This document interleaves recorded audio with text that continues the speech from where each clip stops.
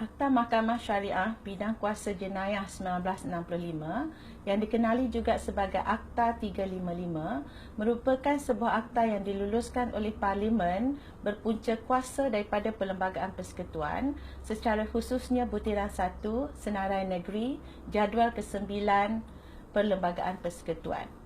Pada awal ia diluluskan pada tahun 1965, akta ini berhasrat untuk memberikan kuasa kepada Badan Dewan Undangan Negeri untuk memberikan bidang kuasa kepada Mahkamah Syariah berkaitan hukuman-hukuman.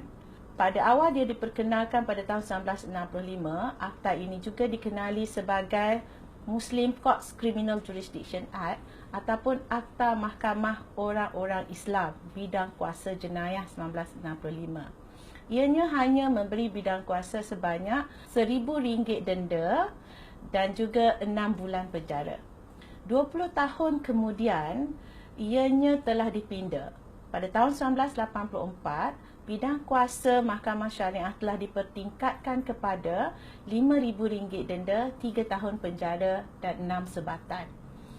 Dan pada tahun 1988, akta ini telah disemak semula dan namanya telah ditukar kepada Akta Mahkamah Syariah Bidang Kuasa Jenayah 1965 sebagaimana yang kita kenali ia sekarang ini.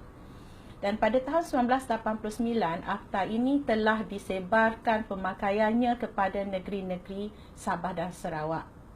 Setelah 50 tahun usianya, timbullah perbicaraan tentang keadaan Mahkamah Syariah yang perlu ditambah baik bidang kuasa berkaitan hukumannya. Maka ada cadangan-cadangan untuk menambah baik bidang kuasa Mahkamah Syariah.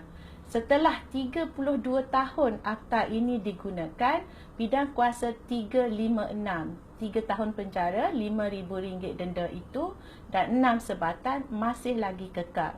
Maka adalah wajar untuk masa ini kita mencadangkan kepada pindaan bagi Akta Mahkamah Syariah Bidang Kuasa Jenayah ini.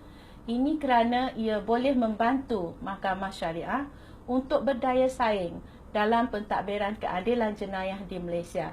Dan seterusnya, ia akan mengekalkan bidang kuasa Mahkamah Syariah kepada hanya orang-orang Islam dan berbidang kuasa ke atas perkara-perkara yang ada dalam Dewan Undangan Negeri, iaitu kesalahan-kesalahan berkaitan perintah agama Islam yang melibatkan hanya orang-orang Islam. Pindaan kepada akta ini hanya membolehkan hudud yang melibatkan sebatan, tetapi ia tidak akan melibatkan hukuman potong tangan ataupun hukuman salib ataupun rejam ataupun hukuman mati.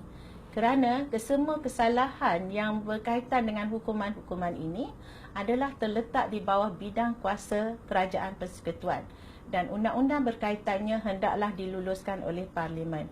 Ianya akan kekal begitu sehinggalah kita meminda perlembagaan.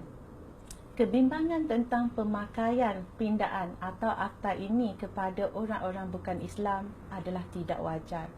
Ini kerana bidang kuasa Mahkamah Syariah hanya tertakluk kepada orang-orang Islam.